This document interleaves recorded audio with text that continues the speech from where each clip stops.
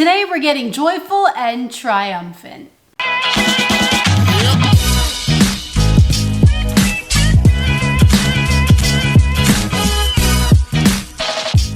Good morning, YouTube.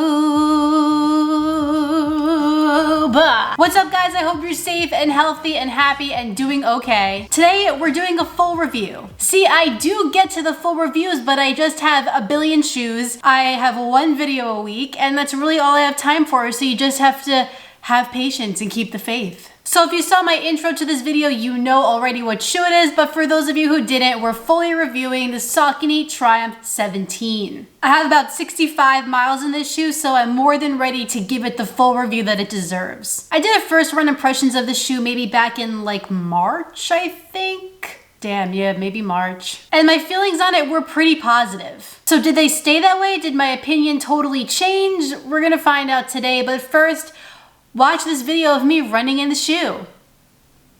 Lying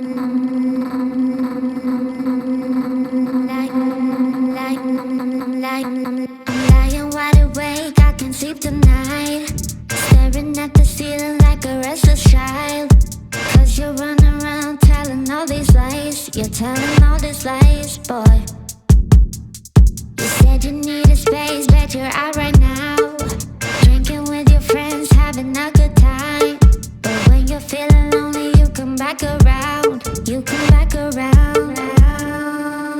Oh. I'm done picking up your pieces. I'm done healing all your scars. You say we're done, but then next morning you regret what you said, huh? Here we go again. You tell me we're just friends.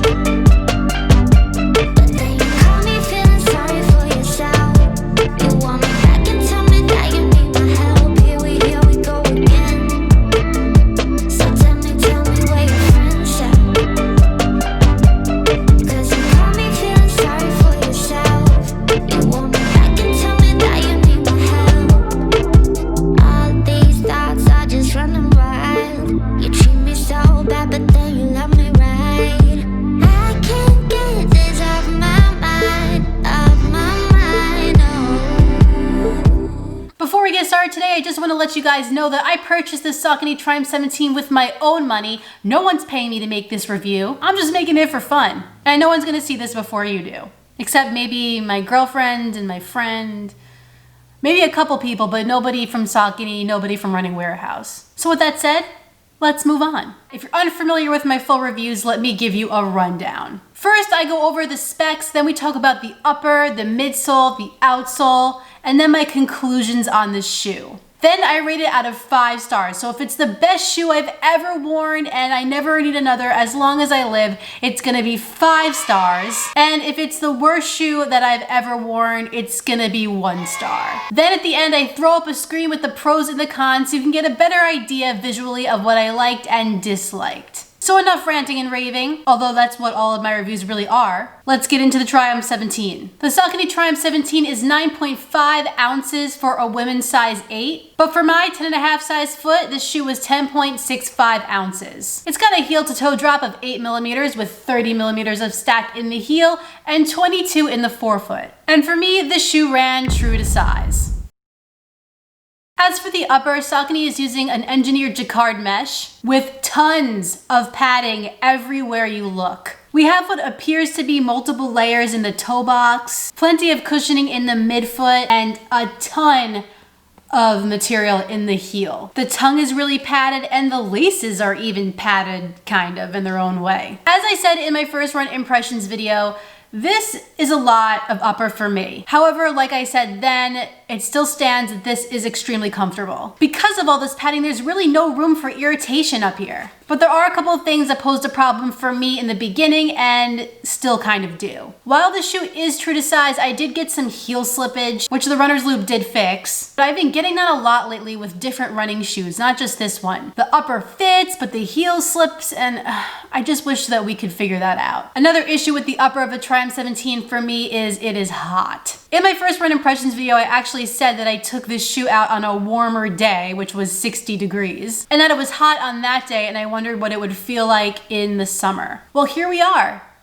It's now summer, and I'm here to tell you that this shoe feels like an oven. It doesn't matter what sock you wear, it's still gonna feel hot. And it's just because of all of this thickness. It just feels like all the heat is retained in here. And of course, I think we could really shed some weight if we just made this a little more minimal. All of those things being said, it is actually a flexible upper. In terms of durability, the upper is holding up great. It basically looks the same as when I first got it, minus a little bit of dirt.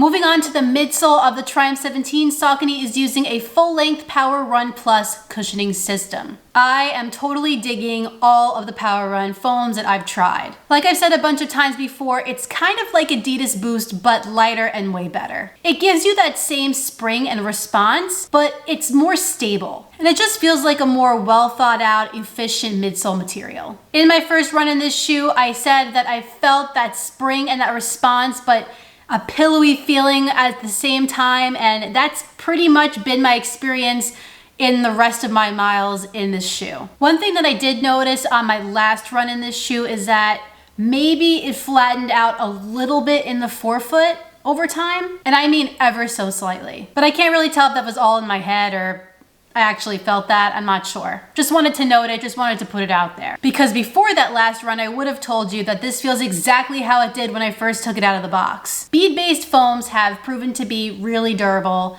and give the runner plenty of miles, and that's what we're seeing here. This midsole has a ton of life left. One interesting thing that I do want to point out that just goes to show you that everybody's experience in each running shoe is different is that while I thought this midsole was really comfortable and I didn't have any problems with blisters or anything like that, my best friend Kate did get this shoe as well, and it gave her a debilitating blister. It happens. I mean, just because I feel comfortable in a shoe doesn't mean you will. In all of these reviews, you just have to keep that in mind.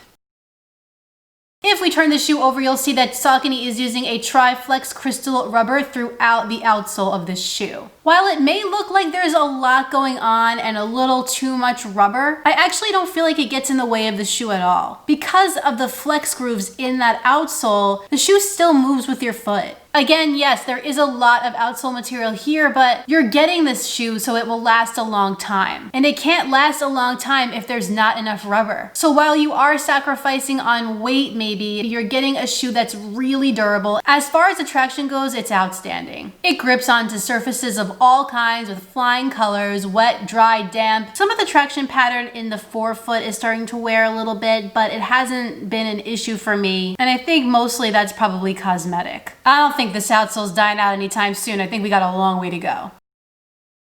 You guys, the Saucony Triumph 17 is one of the most, if not the most, reliable daily trainers on the market. I believed that when I first got the shoe, and I still believe that now. I recommend the Triumph 17 to any runner of any skill level who's just looking for something solid that's gonna last a long time, a comfortable upper, a springy yet cushioned midsole, and incredible traction. And for that, I'm giving the Saucony Triumph 17 4 out of 5 stars. If you ask me what daily trainer to get on the market right now, I would absolutely say the Saucony Triumph 17 with the New Balance 1080 V10 being the close second. All right, now let's throw up the screen with the pros and the cons. For pros, I have the comfortable upper, the cushioned yet springy ride, the great traction, incredible durability, and the fact that this shoe is just fun to run in. For cons, I have heavy, the hot upper, and that this really isn't the most versatile shoe on the market.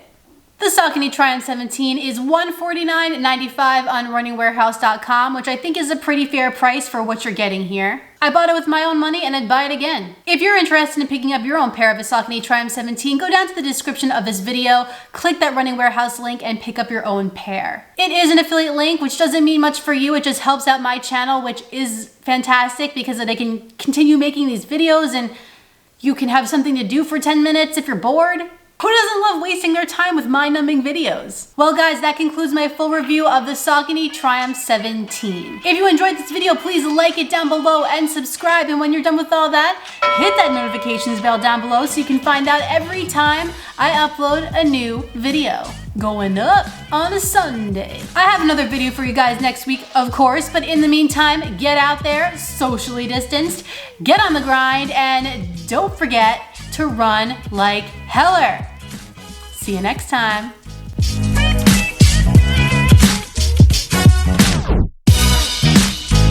I'll be honest, I did get used to this heel padding. And I'll be honest, I did get used to this heel thickness